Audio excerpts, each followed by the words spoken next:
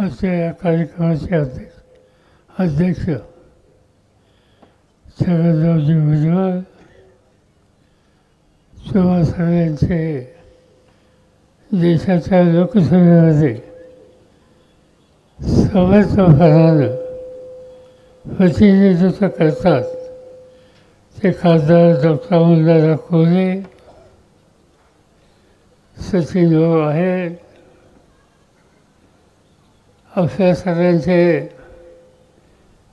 लोकशाही आमदार बाबाजी शेतकाळे, मार्केट कमिटीचे प्रमुख विजयसिंह शिंदे, उपसभापती क्रांतीताई सोमवंशी, समता परिषदेचे कार्याध्यक्ष बापूसाहेब भुजबळ, अशा कार्यक्रमाच्या निमित्तानं यांनी आम्ही सगळ्यांनी या ठिकाणी यावं यासाठी काळजी घेतली. ते आमचे सहकारी रामभाऊ कांगे, सूर्यकांत फरांदे, दिलीपराव दवदे, बाळासाहेब शिवरकर,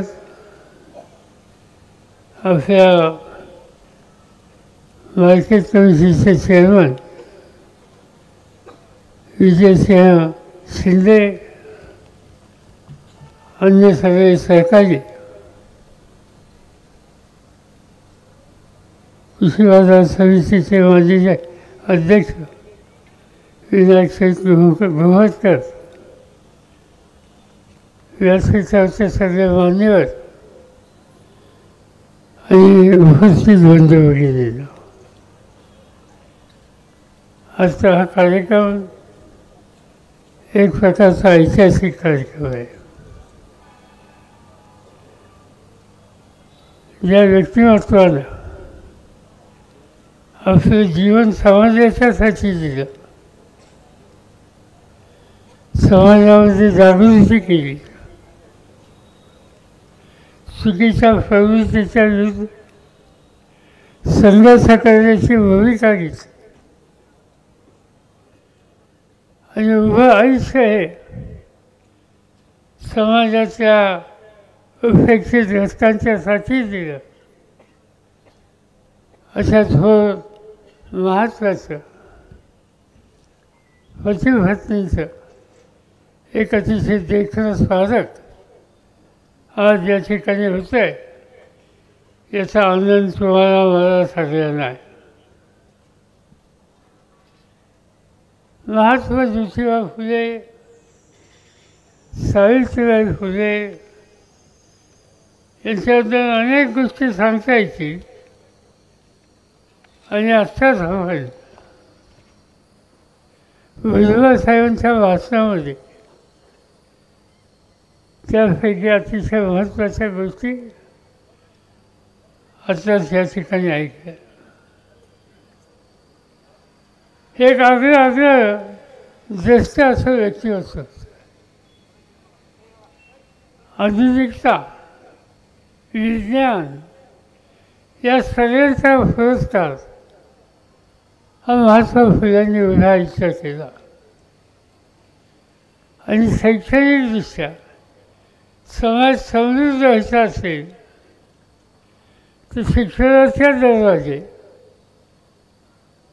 सर्वांच्यासाठी आणि विशेषतः त्या काळामध्ये महिलांच्यासाठी सुद्धा देण्याचा प्रबंध ही करण्याची एक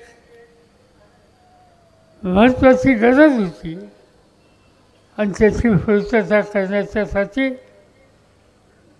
महात्मा फुल्यांना सावित्रीबाईंनी अखंड साथ दिली.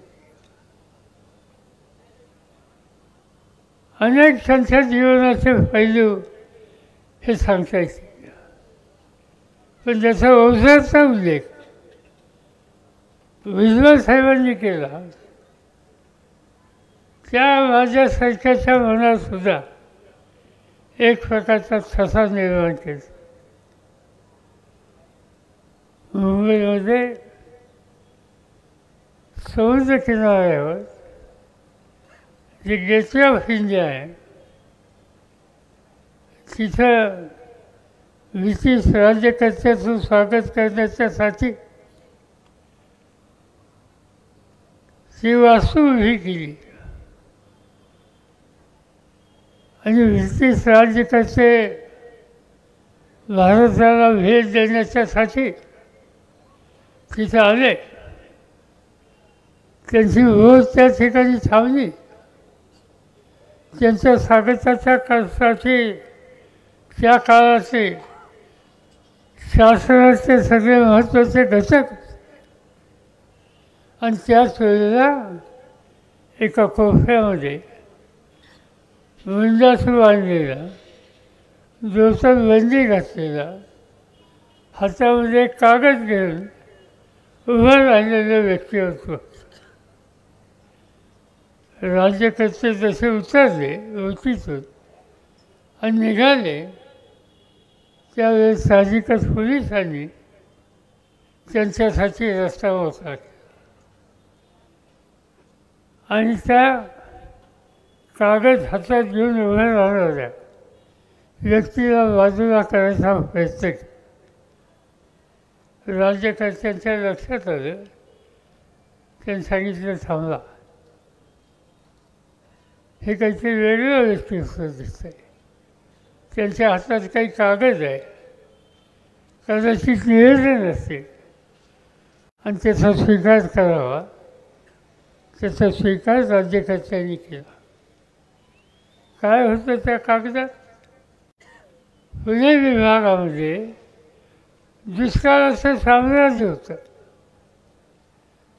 जगण्याची चिंता लोकांना होती आणि अशा काळामध्ये इंग्रज सरकारने लोकांना काम देण्याच्यासाठी खरी फळाचं काम दिलं. त्या ग्रस्तांच्या मागणीमध्ये असं लिहिलं होतं की दुष्काळाच्या संकटामध्ये माझा कास्तकार अडकलेला आहे, त्याला खरी फळाची शिक्षा ही देऊ नका. याऐवजी असं काही काम द्या की ज्या कामामुळे त्यांच्या शेतीला पाणी पुरवठा हा कायमस्वरूपाचा होईल. आणि तो जर करायचा असेल तर थेंब न थेंब पडणारं पाणी हे थांबवलं पाहिजे आणि त्यासाठी जे ध्येय तलाव हे करा, त्यामधून दुष्काळाचं संकट दूर होईल. दुसरी मागणी त्यांची की शेतीला जोडधंदा हवा आहे आणि तो जोडधंदा करायचा असेल तर उच्च प्रतीचं पशुधन तयार केलं पाहिजे. आणि ते करायचं असेल तर विलायतेचं वळू वाचवा आणि नवीन संकरित जात आज या ठिकाणी तयार करा की जेणेकरून अधिक दुधाचा पुरवठा हा त्या शेतकऱ्याला होईल आणि त्यासाठी याची आवश्यकता आहे. आणि तिसरी गोष्ट ही होती की या सगळ्या गोष्टी करत असताना अनेक गोष्टी आहेत, पण या एक एक गोष्टी सांगत असताना त्यांनी सांगितलं की अलीकडच्या काळामध्ये वृक्षवल्ली झाडं ही तोडण्याच्या संबंधीची भूमिका ही घातक आहे. जर निसर्गाचा संसार ठेवायचा असेल तर झाडीसुद्धा ठेवली पाहिजे. त्यामुळं पावसाचं प्रमाण वाढीला लागेल अशा प्रकारच्या मागण्या त्या हातामध्ये घेऊन ते ग्रस्त उभे होते.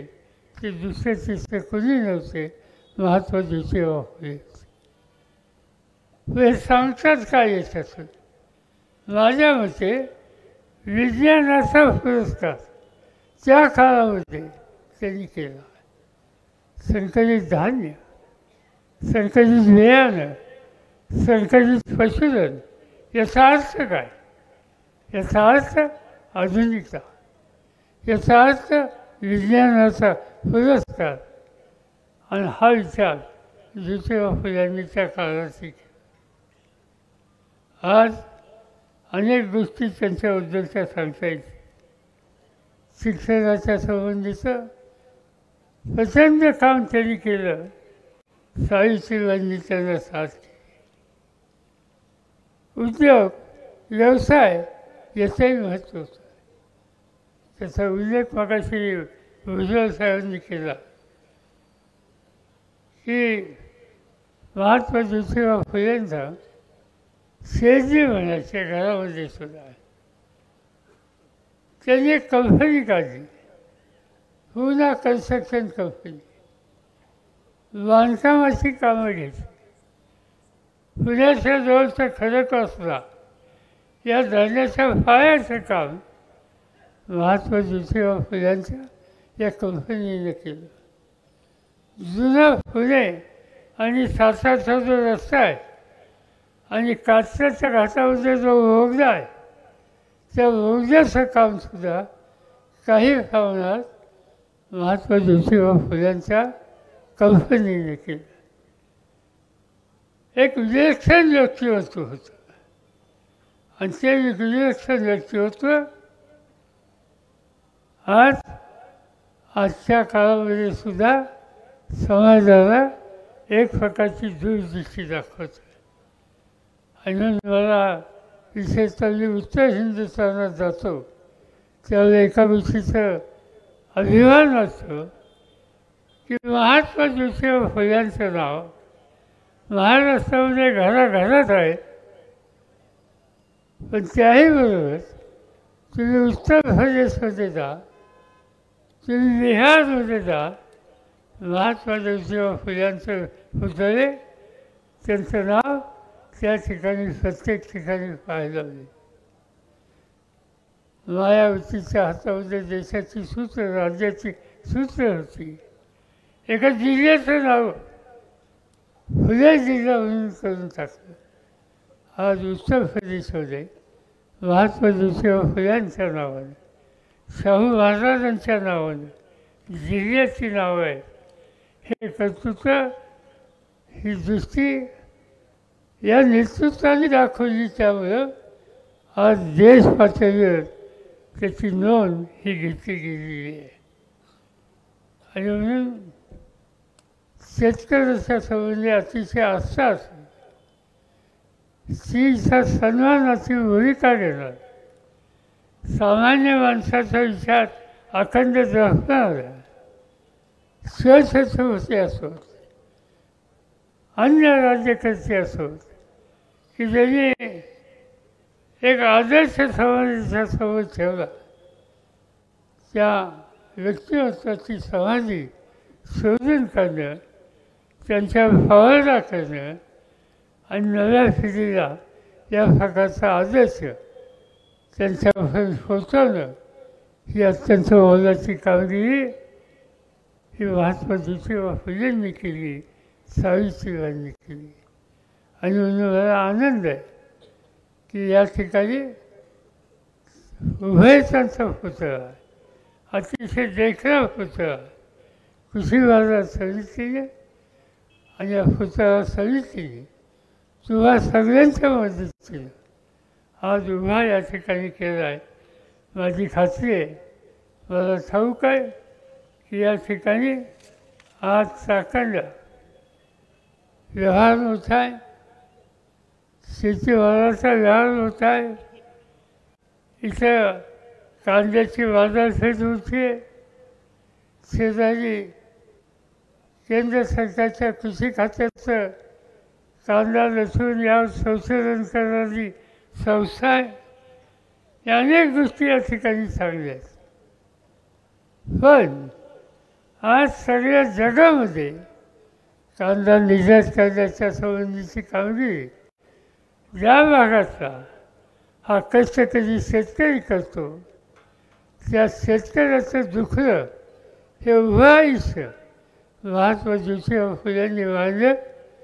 आजच्या परिस्थितीमध्ये कांदा निर्याती असते किंवा तत्सम प्रश्न असोत, त्यावर केंद्र सरकारने जीची वसवली आणि त्याची झळ आज काळ्या आईची इमान राखणाऱ्या कष्टकरी शेतकऱ्याला रोजावी लागते आणि ते घालवायचं असेल तर राज्यकर्त्यांनी महात्मा ज्योतिबा फुले यांचा आदर्श हा पुढे ठेवावा आणि अशा प्रकारचे शेतकऱ्यांच्या हिताच्या विरुद्ध येणारे जे काही निर्णय असतील कायदे असतील ते नष्ट करावेत, ते थांबवावेत, ते थांबवावेत हीच खऱ्या अर्थानं महात्मा ज्योतिबा फुल्यांना आणि सावित्रीबाईंना एक प्रकारची श्रद्धांजली होती.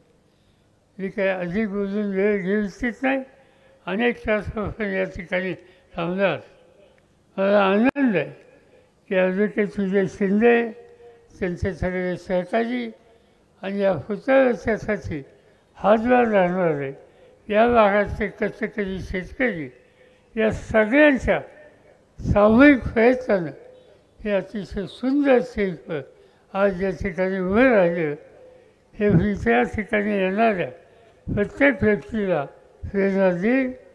हे करत असताना जो शेतकरी कुटुंबाचा घटक या ठिकाणी मालाची विक्री करण्यासाठी नित्यानं येत असतो, दिवस त्याचा जातो आणि म्हणून रास्त किमतीमध्ये त्याला भोजन द्यायची व्यवस्था या ठिकाणी या कवितेने केली. त्याहीबद्दल कवितेला मी धन्यवाद देतो. तुम्हा सगळ्यांच्या साक्षीनं महात्मा ज्योतिबा फुले आणि सावित्रीबाई फुले या दोघांची देखील शिल्प या ठिकाणी अनावरण झाली हे जाहीर करतो. माझे 2 शब्द संपवतो.